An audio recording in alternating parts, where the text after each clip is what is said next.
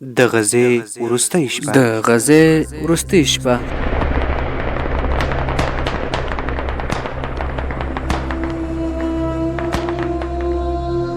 کله چې له قبر څخه را وګرځېدو، یوه نجلۍ مو ولیده چې له پښو څخه یې وینې څڅېدې. یوې خور کې له ویرې څه ماشوم غېږ کې نیولې، پر سر یې پاڅېدلې لو پټه وه په غذا کې، غیرت زما او ستا تله پرته وه په غذا. 14مه برخه.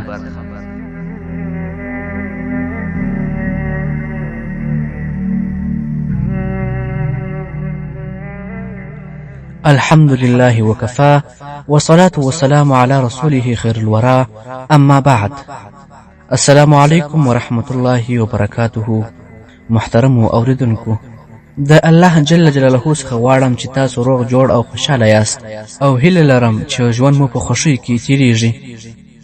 محترم اوریدونکو، په تیره 14مه برخه کې مو وویل زه اوس تاریخ د کتاب له پاڼو نه لولم، تاریخ په خپلو هډوکو، زړه او پوست کې لولم.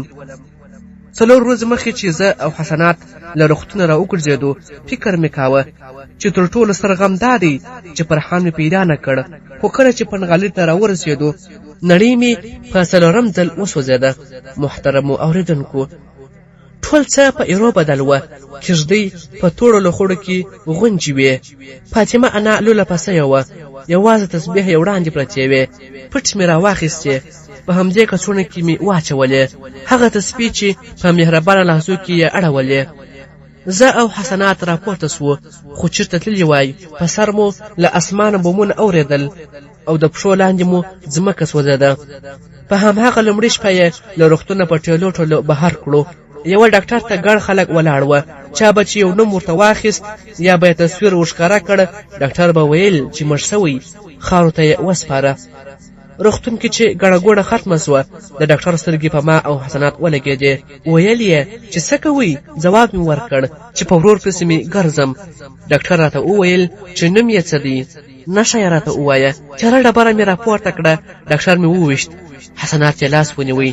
ډاکټر چیغه کړه چې لیونی سوی یې. په ژړا کې مې ورته وویل چې ولې مې د ورور نوم او نښه پوښتې؟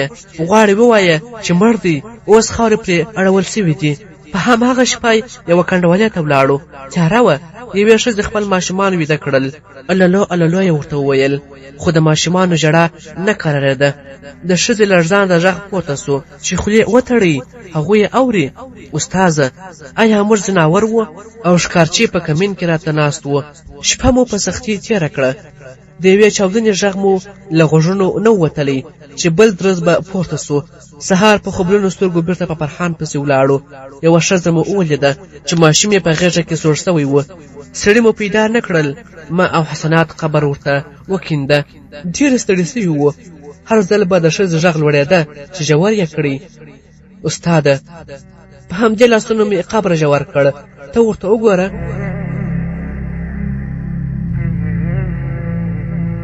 کله چې مو په هلک پسې خاورې وشیندلې، د ښځې له سترګو یو څاڅکي اوښکه ونڅېده. لاسونه یې اسمان ته پورته کړل. ویل یې چې شکر خدایه، نور مې د زړه ټوټه لوږه نه حس کوي. له قبر څخه چې را وګرځېدو، یوه نجلۍ مو ولیده. مهلا نومېده. د پښو یې وینې څڅېدې. ویل یې چې زخمي پښې یې سوځلې، نوره نسي ګرځېدی. حسنات نجلۍ غېږې ته پورته کړه. ځای ځای به مو دمه وکړه. ځان مې بختور ګاڼه چې یو څوک به مخې ته راغلی. د فرحان کیسه به مې ورته تېروله چې تل خاندي، سترګې لوی دي، مخ یې د واورې په څېر سپین ځلیږي.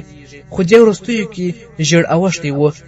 ډېرو به ویل چې نه مو دی لیدلی، ځینو به له څه ویلو پرته په خپله مخه ولاړل.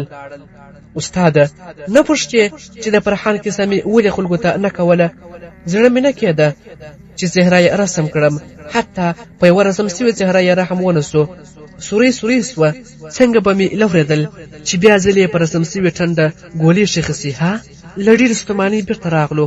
محلا په وړه ژبه ویل چې پلار یې نانوای دی، تللی ډوډۍ پخوي. مور یې د سوغاتونو له ډکو کوڅونو سره لیده چې له بازاره یې راوړې.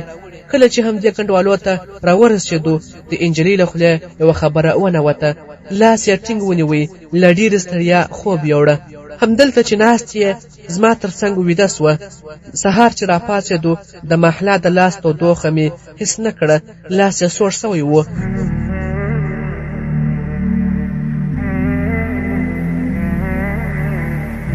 د ښوونکي پښې ولړزېدې، مځکې ته یې په حیرانو سترګو وکتل. محیا سور اسویلي وایست، ویې ویل: استاده، پوهېږې تر ټولو ویرونکي څه په نړۍ کې کوم دي؟ دا نه دي چې مړ سوې، دا دي چې له مرګ سره عادت سو. بیا شدیدې بمبارۍ وسوې، چا چیغې نه وهلې، لاسونه مو په دیوالونو تکې کړي وه، انتظار مو باسه. داسې وو لکه د منې پاڼې چې باد ته یې ځانونه سپارلي وي. شپه وه چې محله مو په یوه څنډه کې خاورو ته وسپارله. حسنات د قرآن کریم یو سورت تلاوت کاوه. ما اسمان ته کتل، ستوري لا هم رڼانه ځلېدل. هغه شپه مې په یاد سوه چې زه او فرحان په برنډه کې پراته وو. فرحان په هر ستوري نوم ایښوده، هغه اوس ورک دی، خو ستوري لا هم ځلېږي. کنډوالې ته چې بېرته راورسېدو، حسنات راته وویل چې دې ورځو کې داسې کارونه کوو لکه لویان. رښتیا یې وویل، د یتیمانو مور جوړه سوی وم، د ټپیانو خور، د هغه ښار لور چې مور او پلار یې بایللي وه. استاده، سترګو ته مې ځیر سه، یوه پیړۍ غم نه دی پکښې پروت. ها د دې ځمکې له کورې به څه کیسه کا، د عرب له جزیرې به څه کیسه کا، چې ماشوم د فلسطین الله ته ورشي، د بمبار غزې به څه کیسه کا.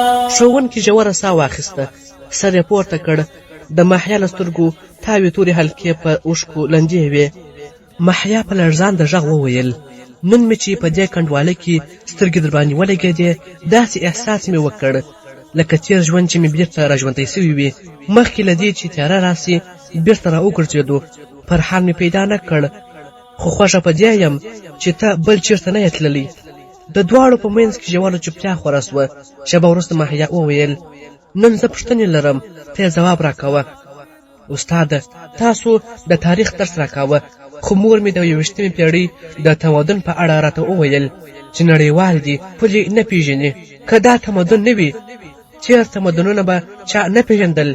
نن ته راته ووایه چې دا تمدن ولې زموږ په وینو لیکل کېږي. استاده، وبخښه چې دا خبره درته کوم، خو زه نور د تاریخ په کتابونو ټکي باور نه لرم. رښتینی تاریخ مې د ټپي ماشومانو په هیلو کې ولیدی، د هغې مخامخ ښځې د ټیکري په څوکه کې چې د ماشوم په خوله کې اوبه څڅولې، د دې بابا په سترګو کې چې د وچې ډوډۍ په لیدو نه مړېږي، د یو بل سپین ږیري په څهره کې چې سوځلي بوټ ته یې خبرې کولې. استاده، ابدي ژمی مې ښه وپېژانده. فاطمې انا به وروسته له هرې چاودنې ویل چې یوې او بلې ته د مینې ډکه غېږه ورکړئ، د ژوند ژمی به مو ګرم سي، خو نه کېږي. استاده، نور هغه محیا نه یم چې د تاریخ کورنۍ دنده مې درته رسم کوله. تا به ویل چې تاریخ لیکل کېږي، خو زه به شله وم، بله ورځ به مې بیا یو څه درته ورسم کړل. نه پوهېږم چې محیا څه سوې، په ځان کې ورکه یم. کله چې سترګې پټوم یوازې دود او اور وینم. کله چې یوه ټوټه وچه ډوډۍ پیدا کړم، د ایرو وږم لري. یو غړپ اوبه چې وچښم د وینو خوند کوي. کتابو د دې ځمکې له کورې به څه کیسه کا، د عرب له جزیرې. غوږونه مې د ماشومانو په کریغو ستړي سوي. کله له ځان سره فکر کوم چې غزه یو نوم نه دی. غزه یعنې زما پلار چې د مخ ټپ یې ژور ښکارېدی، یعنې مور مې چې په مځکه د لرګي په څېر وچه پرته وه، یعنې څلور ټرتې هډوکي چې د روغتون په وینو لړلو کتو کې یې لا هم ساه وایسته، یعنې زه او زه، یعنې دا ټول درد. داسې فکر کوم چې غزه مې په کوچني زړه کې پرته ده. دا ویده امت په خپل قدرت بیدار کړه، ستا قربان شمه زما او زما ربا لپارسه یو سل. استاده، رښتیا ووایه، که ته هم په اوسني تمدن مین یې؟ ها، یوازې تا په غوږ نه وهم، مور مې هم په دې خبرو غوږونه را وخوړل. د فرعونیانو په اهرامونو چې د اوسني تمدن په برکت روغ پاتې دي. د حمورابي منشور چې د پاریس په لوی موزیم کې پروت دی. د کروش منصور چې برتانیا کې د خلکو سترګې په لیدو ستړي دي. د پاکال ماسک چې مکزیک کې ساتنه ترې کیږي، د اډوین اسمیت پاپرویس. مور مې ویل چې دا پاپرویس د نړۍ تر ټولو پخوانی طبي متن دی. استاده، د 21مې پېړۍ تمدن د همدې لپاره دی چې د پخوانیو تمدنونو کاغذ، هډوکي او اوسپنې وساتي، خو دلته یو ماشوم نه. ولې د تېر تمدن په یوه پاپیروس مواد شیندي چې روغ پاته سي او زموږ په سرونو بمونه؟ مور مې ویل چې اډوین اسمیت په پاپرویس د روغتیا پیغام لیکلی. ها، یو خبره مې یاد ته راغله. د روغتون په غولي ګڼ ماشومان او لویان پراته ول، له خولو یې سپین ځګونه بادېدل، خېټې یې پړسېدلې وې، یوه سړي ګونډې وهلې وې، غبرګ لاسونه یې د ډاکټر له پښو تاو کړي وه. په چغارو یې ویل چې خیر دی، وراره مې وژغوره، د ورور یوازینۍ نښه مې ده. ډاکټر حرکت نسوی کولی، اخر ډېر ستړی سو. ویل یې چې د دې علاج نه کیږي، په زهري بم تپې سوی. څنګه درد کړم ویده، څنګه درد کړم قرار، څنګه پوه، څنګه غلی د زړه کړم پرهار. استاده، فکر کوم چې دې تمدن په هماغه زړه پاپروس زړه بایللی، نه یې په لیکل سوي پیغام که څنګه. شیبه په کنډواله کې ژوره چوپتیا خوره سوه.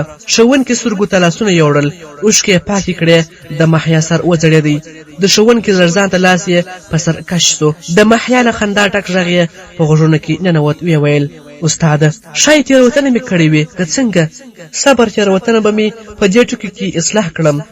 د 21مې پېړۍ تمدن ډېر ښکلی دی.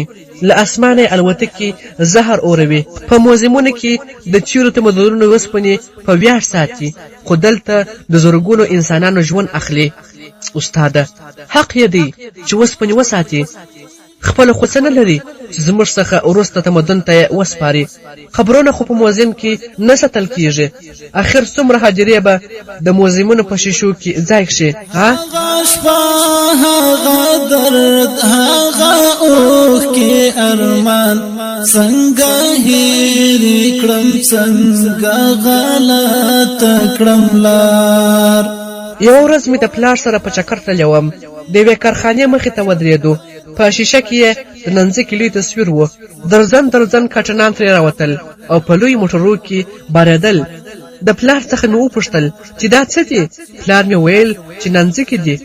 د محیا سر وځړېدی، شونډې یې ونیښتې. شېبه وروسته یې حیرانې سترګې ښوونکي ته ور واړولې. ویې ویل استاده، اوس داسې فکر کوم چې د 21مې پېړۍ تمدن د انسانانو د مرګ لویه کارخانه ده. هره ورځ په زرګونو جنازې تولیدوي. تېروتې خو به نه یم، ها؟ د محیا ټنډه ګونځې سوه، موسکا یې په څهره وغوړېده. نرۍ ګوتې یې د ښوونکي تر زنې لاندې کړې. د ښوونکي سر 2 ګوتې هسک ودرېد. ویې ویل استاده، خبرې نه کوې؟ لکه چې د تاریخ پنډ کتابونه دي له ذهن تښتېدلي، که څنګه؟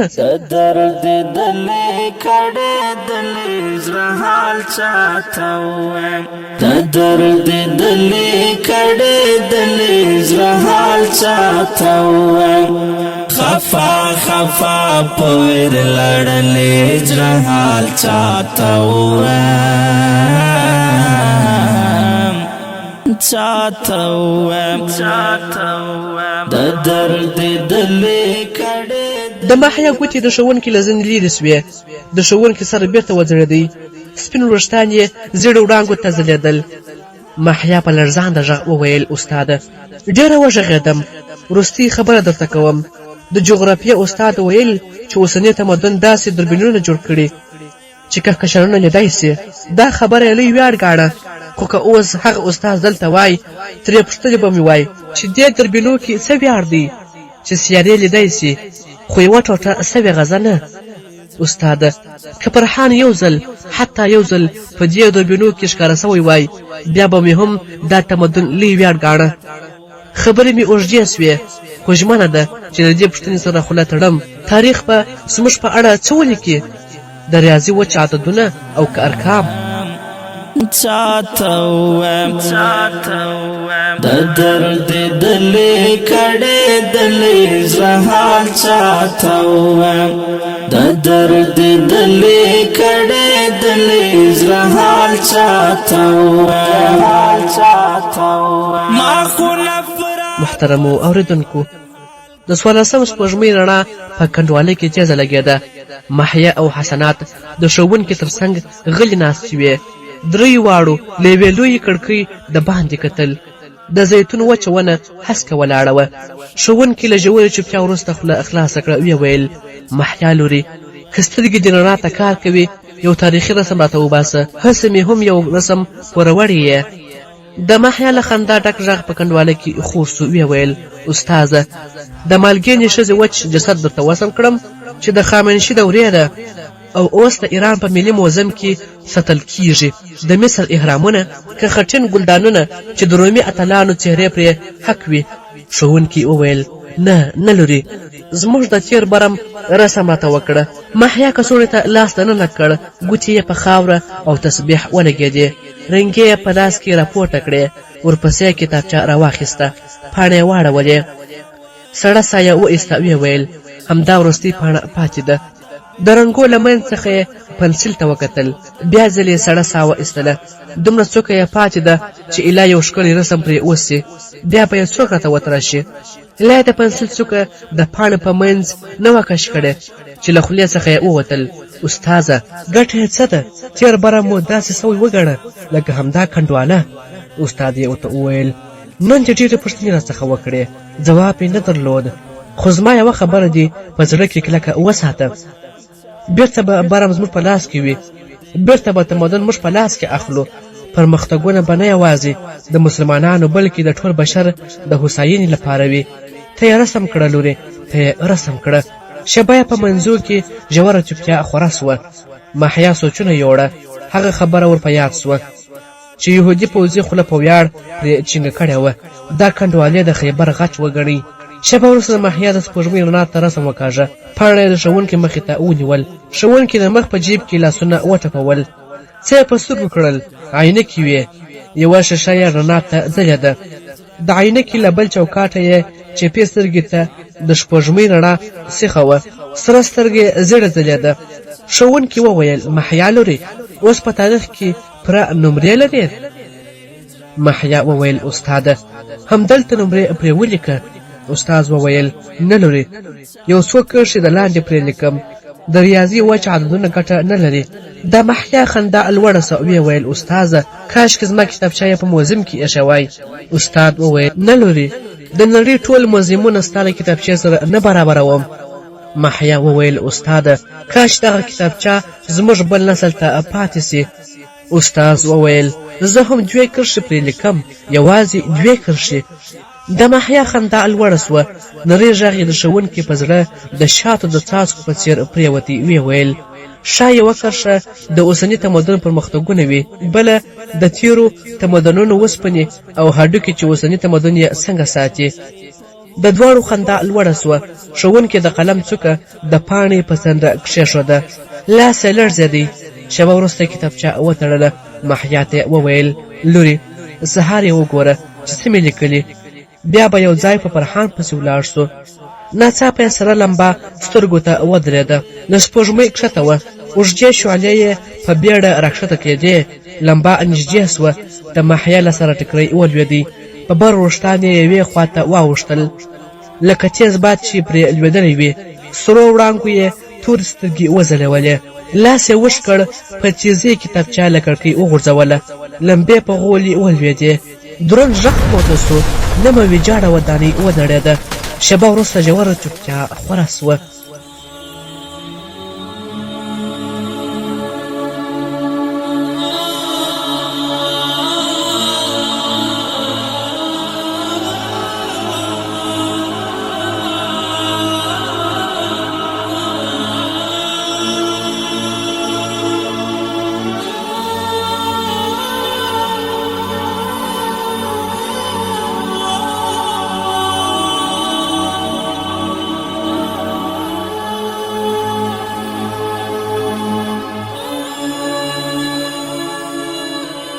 محترمو اوریدونکو، د سهار په خړه کې څو کسانو یوې او بلې خواته لوټې او خاورې اړولې.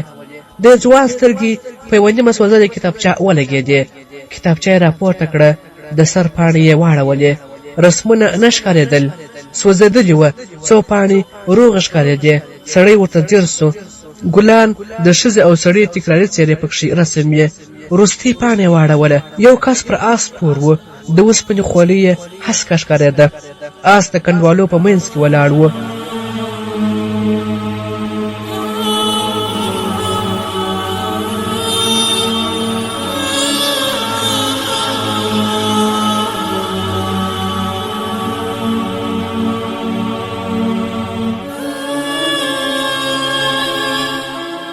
ځوان سترګې وموښلې. بیا یې کتابچې ته په ځیر وکتل. لاندې ترې لیکل سوي وه: صلاح الدینه، ستا په نه شتون کې یو ورځ د بیت المقدس ګنبد ته همداسې ړنګه وبوله. د ځوان سترګې راډکې سوې. بیا ځلې پاڼې ته وکتل. بله کرښه سترګو ته نیغه سوه.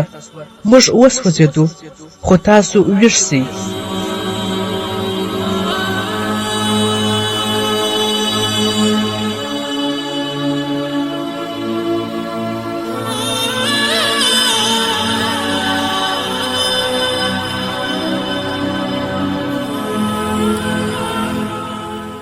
د ځوان په مخ مړې اوښکې وبهېدې.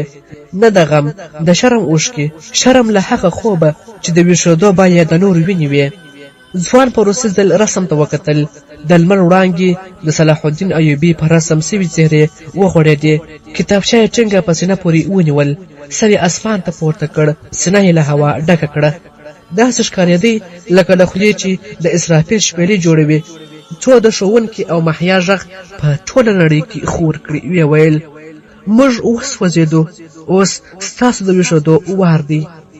نړۍ له سره رسم کړئ، داسې نړۍ چې نه کړه وي او نه ړنده.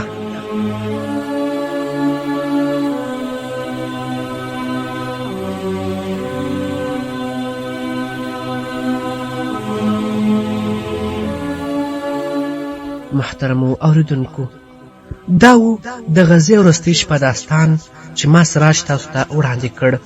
دا و د غزې د یوې غمجنې کورنۍ کیسه، د درد کیسه، د صبر کیسه او د نه ماتېدونکي ایمان کیسه. کورونه ونړېدل خو ارادې ونه نړېدې. شپه تیاره وه خو په زړونو کې رڼا ژوندۍ وه. هره اوښکه چې توی سوه یوه ورځ به دا امید ګل سي. هره قرباني به د تاریخ په پاڼه کې پاته سي. دا داستان پر همدې ځای پای ته رسوو.